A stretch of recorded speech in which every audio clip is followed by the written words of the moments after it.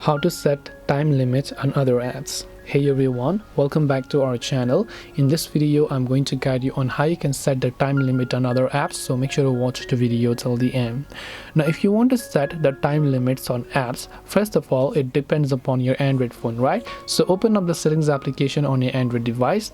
Any Android device has a feature known as digital well-being and parental control. By the law, every Android phone should have this feature in settings, so make sure to look for this digital well-being.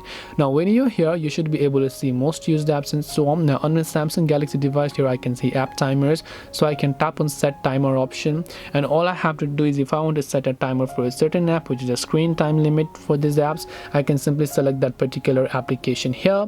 Then all I have to do is just tap on the set timer. I can simply choose a timer between 1 hour or 2 hours depending on what I want.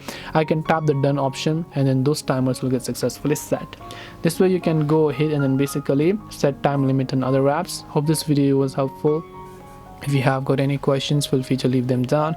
Thank you for watching and see you soon in the next video.